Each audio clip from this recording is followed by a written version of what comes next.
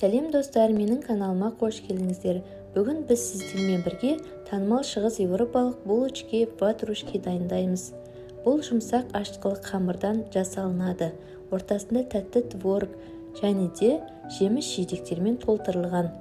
Шаймен жегенге таптырмас өте керемет дәм десек те болады. Олай болса, ең алдымен қамырын жасауға кірісейік. Ыдысымызға жылы айран, қант пен дрожж, тұзымызды салып араластырып аламыз. Және де 2 желтогымызды саламыз. Ертілген сары майымызды құйып, массамызды бір келкі болғанша араластырып аламыз. Содан кейін үстінен ұнымызды салып, қамыр илейміз.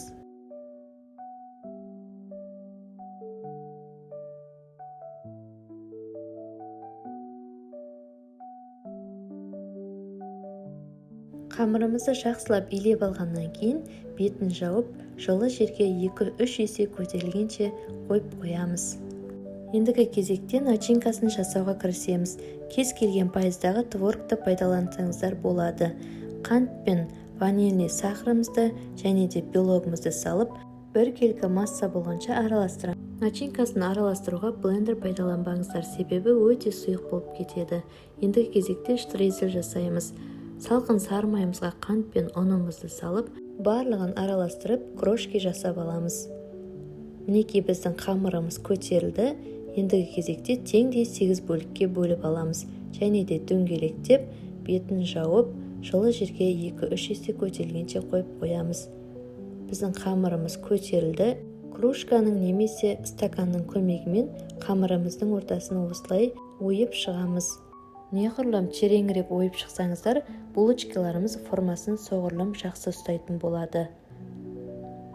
Начинкамыздан қалған белоктың жарты бөлігін булочкаларымыздың сыртына жағып шығамыз.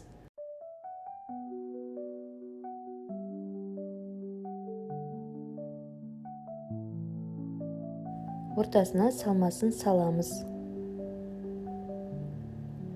Пісу барысында жеміс-жидегіміз ағып кетпес үшін 1 шай қасық кукурузный крахмал салып араластырып аламыз.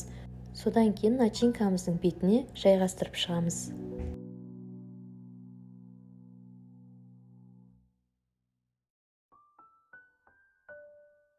Штрезельдерімізді бетіне сеуіп шығамыз. Алдын ала қыздырылған 180 градус қызған пеште қызарғанша пісіріп аламыз. Жасалуы өте оңай және де өте дәмді булочкилар. Сіздерге де жасап көруге кеңес беремін. Егер де рецепт ұнаса, каналыма тіркеліп, лайк басып, комментарий қалдыруды ұмытпаңыздар.